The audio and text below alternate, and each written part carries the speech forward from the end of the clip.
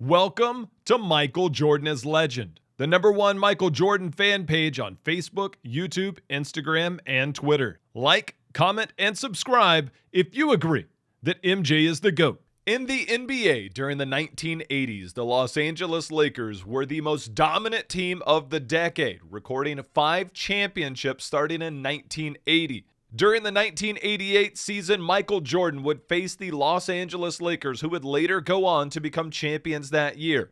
But during the regular season, Michael would light up the Lakers for 42 points, which was a way for Michael to showcase his skills versus the best in the league. We'll showcase all 42 points that Michael had versus the Lakers, so let's check it out.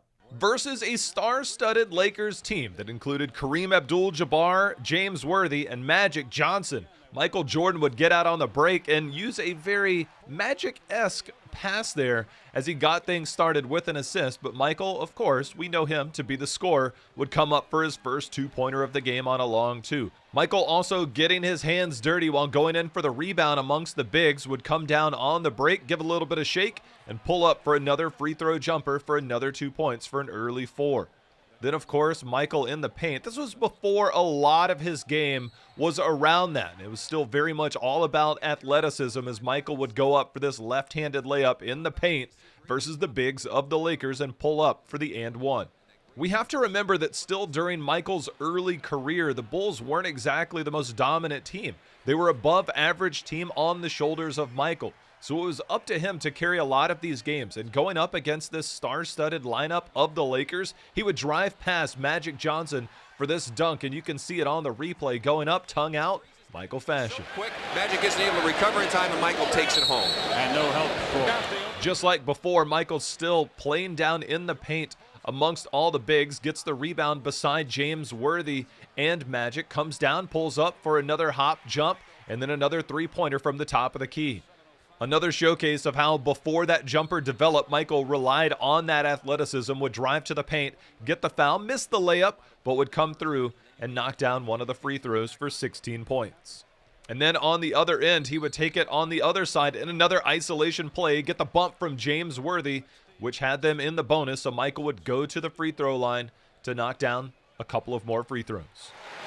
Well, I'll tell you, back to the area where he was, of course, so famous. After the steal from the Bulls, it's not like Michael wanted to get fouled, but going forward, they wouldn't allow the easy bucket, so Michael would go up for more free throws. In this game, Michael Jordan would go to shoot 22 free throws, hitting 18 of those, shooting 82% on the night. But with this dribble drive on the baseline, Michael Jordan had the matchup that he wanted versus the much smaller guard, would go into the paint for an easy lay-in for now up to 21 points. And then on the next drive, another foul by the Lakers could not keep Michael off of the free throw line. One of the most amazing aspects of Michael's game was how easy it looked. Even on this pull-up free throw jumper, if you just look at the amount of air he gets on his jump shots, it just is uncontestable. Almost impossible to guard. And even on another pull-up, Michael is so quick to get off his jump shot, to get up in the air, making it too easy. And as Michael drives baseline on this play, you can see these are kind of the old school rules of the NBA as he took a lot of contact where there were, again, no easy buckets, but Michael now up to 29 points, still lighting up the Lakers. With the Lakers on a 4-point lead, Chicago down 4, Michael would go in and start to take the game over for himself as he would get the layup knocked away, but would get the foul for another 2 free throws.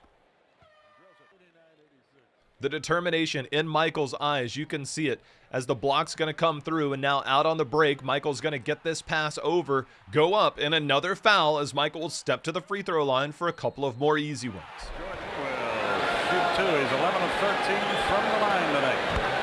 Tie game. With the technical foul being assessed, of course, you're going to send your #1 player to the free throw line as Michael would come through and deliver.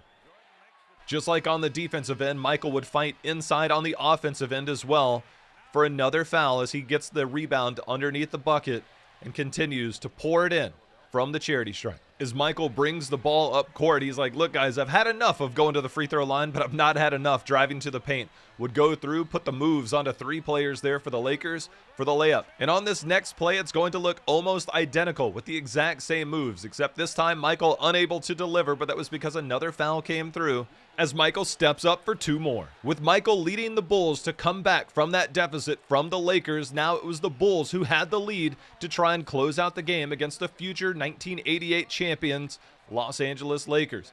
Michael would hit a couple of free throws to get it done, but there were no bigger points than this dunk here at the end of the game as the full court press wasn't enough, and Michael sends it home for the win.